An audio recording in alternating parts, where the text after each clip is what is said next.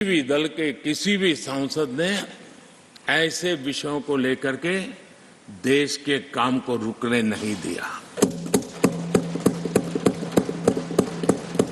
और कोरोना के वो कालखंड जीवन और मौत का खेल था, घर से बाहर निकले पता नहीं क्या होगा।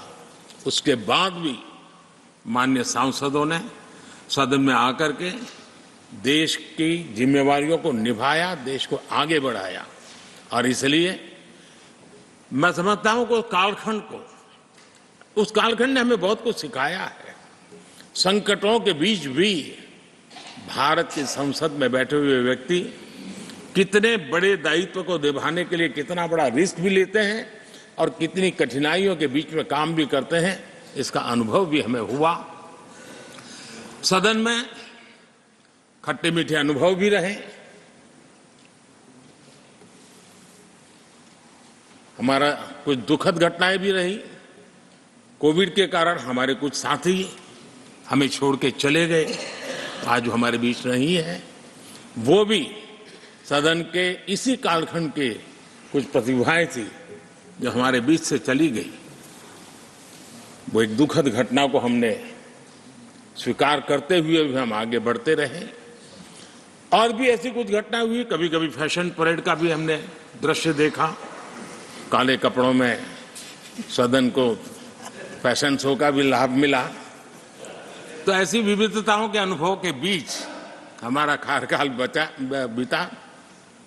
और मैं तो अब खरगे जी आ गए हैं तो मेरा एक धर्म तो निभाना ही पड़ता है मुझे।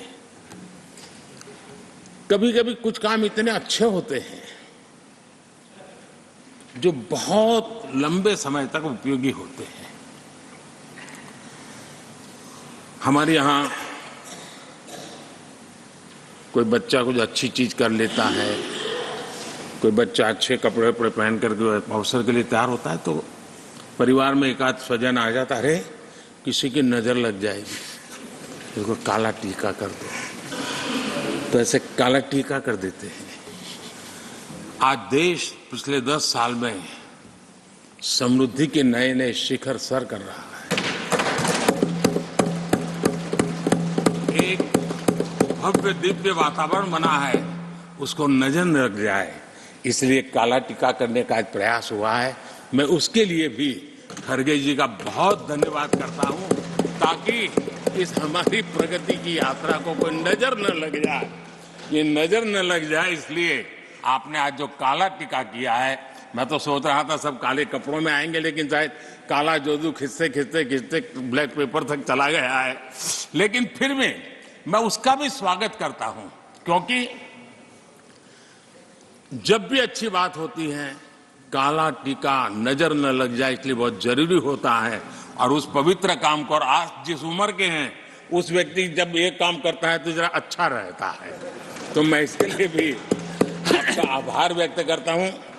आदरणीय सभापति जी, ये विषय कोई लंबा बोलने का तो है नहीं, लेकिन हमारे यहाँ शास्त्रों में एक बहुत बढ़िया बात कही गई है। शायद हमारे सब साथी जा रहे हैं तो जो कमी भी हमें महसूस होगी उनकी, क्योंकि उनके विचारों का लाभ जो आ जाएंगे वापिस वो तो और तेज तरार होकर के आएंगे।